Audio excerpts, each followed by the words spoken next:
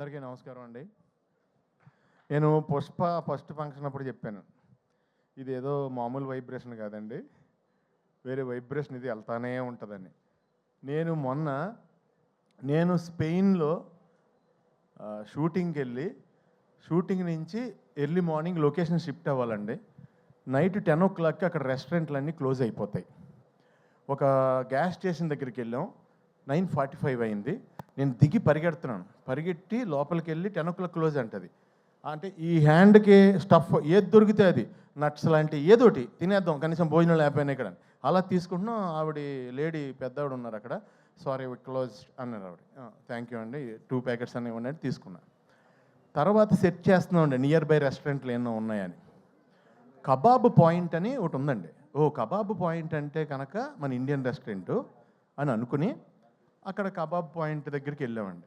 బయట కొంతమంది కట్టేసి కబాబ్ పాయింట్ క్లోజ్ చేసి midnight స్పెయిన్లో 2 o'clockకి బయట నుంచుని వాళ్ళు అక్కడ నుంచి సిగరెట్లు కాలుస్తున్నారంటే ఆ ఓనర్ తాలూకు 2 brothers, లోపల ఒక బ్రదర్ ఉన్నాడు, పెద్ద బ్రదరు. మేము వెళ్ళాం, దిగాం. ఇలా వెనకాల డైరెక్షన్ డిపార్ట్మెంట్ ఒక వెహికల్, మాది ఒక వెహికల్. దిగ్గానే అతను ఇలా చూశాడు నన్ను.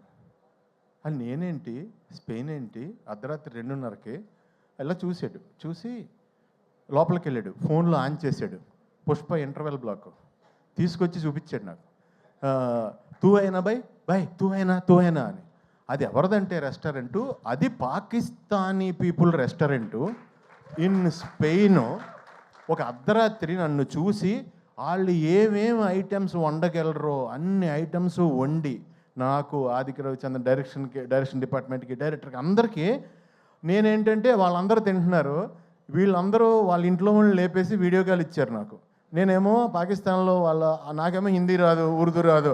నమస్తే G, thank you G, Phir మిలేంగే G, ఏం మాట్లాడుతున్నా నాకే తెలియలేదు. అప్పుడు పక్కన ఆకలేస్తుంది.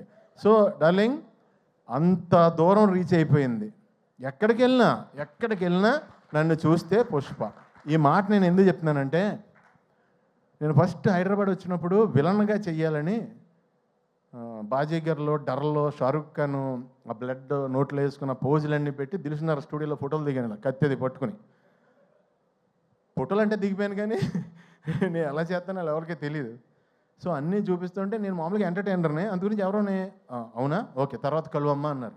అలాంటిది నువ్వు అంత పెద్ద డైరెక్టర్ డార్లింగ్, ఈయన అంత పెద్ద స్టారు, అలా వైకుంఠపురం సినిమా తర్వాత ఈయన హీరోగా చేసే మూవీలో ఎంత ధైర్యం డార్లింగ్, ఒక కమెడియన్ విలన్గా తీసుకోవడం అంటే.